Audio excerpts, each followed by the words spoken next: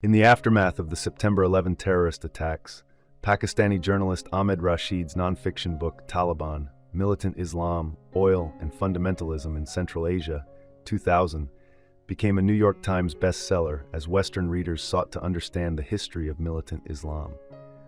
Politicians in the US and the UK, including Tony Blair, cited Rashid's book leading up to the invasions of Iraq and Afghanistan. In the UK, the book was published under the title Taliban, Islam, Oil, and the New Great Game in Central Asia. Rashid begins his narrative in the present, drawing on his extensive experience as a journalist covering Central Asia for major newspapers. He has met many of the Taliban's leaders and documented their personal stories. However, Rashid contends that the rise of the Taliban didn't happen overnight. While many Western observers believe the group emerged out of nowhere, Rashid argues that the Taliban's formation was the culmination of a variety of historical, political, and social forces that converged at a crucial moment in Afghanistan's and the broader Middle East's history. Some of these influences trace back almost a century, such as the impact of Egypt's Muslim Brotherhood, while others reach back further to the disastrous British invasion of Afghanistan in the 19th century. In more recent times, the politics of oil in Central Asia, rising ethnic tensions within Afghanistan, and the burgeoning opium industry all played significant roles in shaping the Taliban. Yet Rashid asserts that none of these forces would have coalesced into the Taliban without the Soviet invasion of Afghanistan. After the Soviet-controlled government was overthrown by Afghan mujahideen, who were funded and armed by the US and Pakistan, Afghanistan was left in ruins. As Soviet troops withdrew, a power vacuum emerged, and criminal warlords took control of key territories and supply routes between Europe and Asia. The Taliban emerged in this context, founded by Pashtun Islamic clerics from Kandahar. Initially a resistance group fighting against the warlords and redistributing some of their wealth to ordinary Afghans, the Taliban earned the support of Pakistan's intelligence agency. With such powerful backing, the Taliban's ambitions expanded, and they set out to remake Afghanistan as a conservative Muslim state.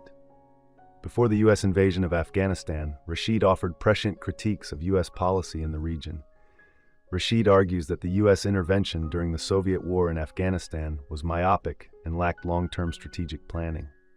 In his view, once the Soviet threat was neutralized, the US essentially abandoned Afghanistan. This neglect allowed Pakistan's government to arm and support religious factions sympathetic to its interests in order to shift the regional power balance away from Iran.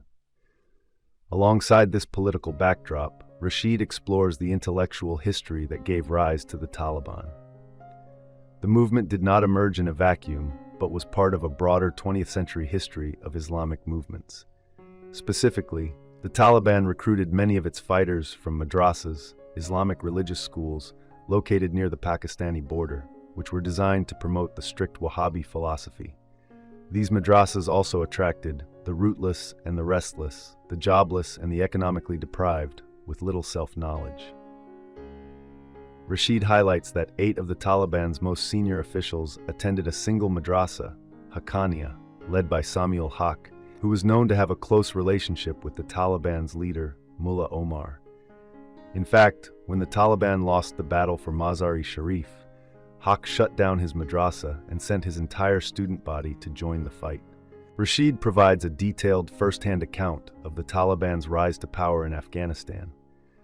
As an eyewitness to several key events, and having met many of the main leaders involved in the conflict, he offers a unique perspective. He also explores the situation in Afghanistan under Taliban rule, revealing how opium cultivation funded their operations. Rashid interviews the head of the Taliban's drug control force, who justifies the drug trade by claiming, "Opium is permissible because it is consumed by Kafirs in the West and not by Muslims or Afghans." Meanwhile, oil companies, eager to secure access to resources, continued to seek deals in Taliban-controlled Afghanistan. Rashid dedicates 2 chapters to the competition between several oil companies vying to build pipelines to South Asia, a battle that carried significant geopolitical consequences for the power struggle between Iran and Pakistan. Throughout the book, Rashid offers stark portraits of life in Afghanistan in 2000, a country where women are effectively treated as property, and the Kabul soccer stadium serves as a public site for executions. Thank you for watching. If you enjoy this video, leave a like and subscribe.